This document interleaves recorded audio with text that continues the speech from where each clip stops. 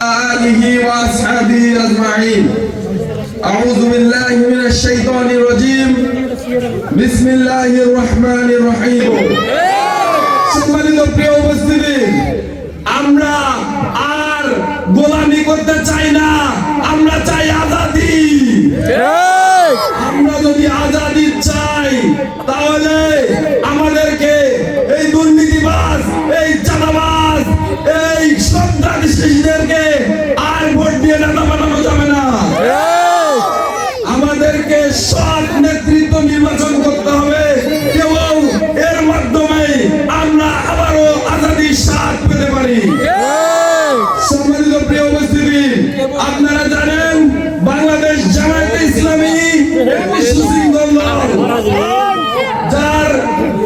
সুশৃঙ্খলতার পরিচয় আপনারা পেয়েছেন অন্যান্য দলে আপনারা একটা দলে 4 থেকে 5 জন প্রার্থী পেয়েছেন কিন্তু আমরা 11টি দল মিলে কয়জন প্রার্থী কয়জন প্রার্থী একজন সেই প্রার্থীর নাম কি আব্দুল আহাদ ভাই মানে বোঝা যাচ্ছে আমাদের ক্ষমতার লোভ নেই আমাদের ক্ষমতার লোভ আমাদের এই নির্বাচনের এক এবং অদ্বিতীয় উদ্দেশ্য হচ্ছে এই দেশের মানুষের মুক্তি প্রিয় উপস্থিতি আপনারা জানেন আমাদের আগামী জাতীয় সংসদ নির্বাচনের যিনি নমিনি তিনি গত জুলাই আগস্টের যে আন্দোলন তার একজন যোদ্ধা এবং আমাদের জুলাই আন্দোলনের অন্যতম মুখ শহীদ ওসমান হাদি ভাই যার চিকিৎসা আমাদের ডাক্তার আব্দুল আহাদ ভাই নিজ হাতে করেছেন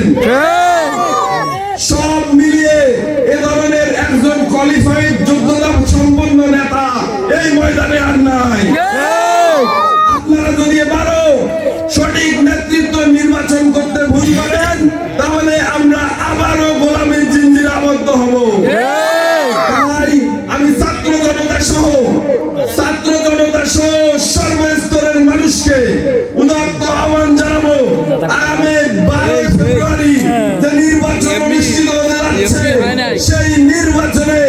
আমরা শাপলাকলি মার্কায় ভোট দিয়ে বাংলাদেশ জামায়াতে ইসলামী এনসিপি সহ 11 দলীয় জোটকে আগামী যে সরকার গঠন হবে সেই সরকারের সহযোগিতা করতে হবে এই উদাত্ত আহ্বান জানিয়ে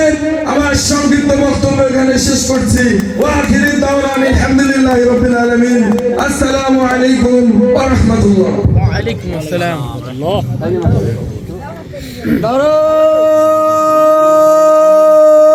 তাকবীর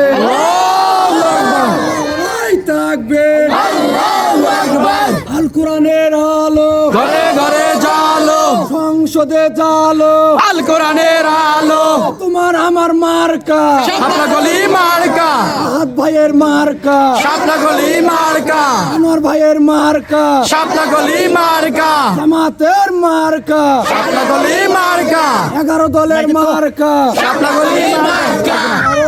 লাগবে না তাকবীর আল্লাহু আকবার ভোট দিয়ে যাদেরকে আমাদের জনপ্রতিনিধি হিসেবে সংসদে প্রেরণ করেছি দেখা গেছে